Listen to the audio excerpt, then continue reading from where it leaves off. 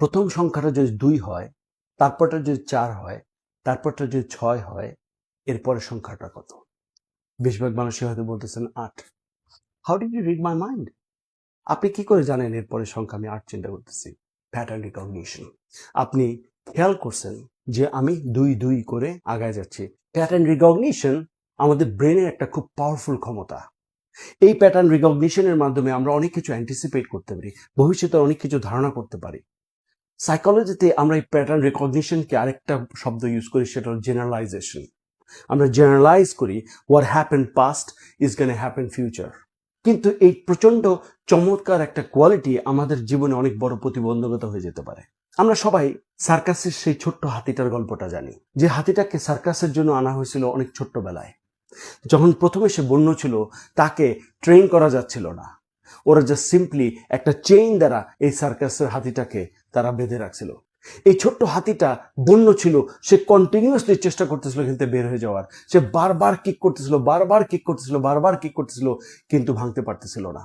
দিনের পর দিন, সপ্তাহের পর সপ্তাহ, মাসের পর মাস চেষ্টা করছে, করার পর একটা সময় সে আশা ছেড়ে দিছে। আজকে সেই হাতিটা জাইগ্যান্টিক। স্যার একটা কিকে এরকম 2-3টা চেইন সে ভেঙে ফেলতে পারে, কিন্তু সে আর কিক দেয় না, কারণ তার ব্রেনের ভিতরে সেই জেনারেলাইজেশন ঢুকে গেছে। I tried, months after months, did not work, why even try. আমাদের জীবনে আমরা অনেক সময় অনেক কাজ করতে গিয়ে 2-3 বার ফেল করার পরে আমরা সেইভাবে জেনারেলাইজ করে ফেলি যে I tried so many Times, it didn't work, এটা আর কাজ করবে না। আমরা অনেক সময় এই জেনারেলাইজেশন অন্য মানুষের ফেলিওর থেকেও ধার করি। ঠিক যেরকম ভাবে আমরা দেখছি দিনের পর দিন মানুষ আকাশে উঠতে চাইছিল, কত মানুষ হাত পা ভেঙে ফেলছে, কত সায়েন্টিস্ট এটার চেষ্টা করছে, ফেলিওর হয়েছে। কিন্তু 2 ভাই বাইসাইকেল মেকানিক্স ছিল, তারা 2 ভাই এই জেনারেলাইজেশনকে নেয় নাই। তারা চেষ্টা করা শুরু করলো আবার সে আকাশে উড়ানোর জন্য।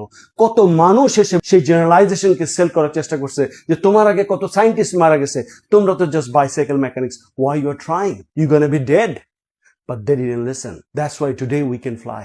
Majority of the people এর লাইফের ফেলিওরকে আমরা যখন জেনারেলাইজ করে ফেলি, আমাদের নিজেদের ব্রেনে তাদের ফেলিওরগুলোকে আমরা এক্সপিরিয়েন্স হিসেবে নিয়ে যখন স্টপ করে দিয়ে ট্রাই করা, অনেক বড় বড় সাকসেস থেকে আমরা বঞ্চিত হই। তাই মেক শিওর করতে হবে জেনারেলাইজেশনকে আমরা ইউজ করব, জেনারেলাইজেশন আমাদেরকে ইউজ করতে পারবে না। That way we will achieve something we never achieved before in our life.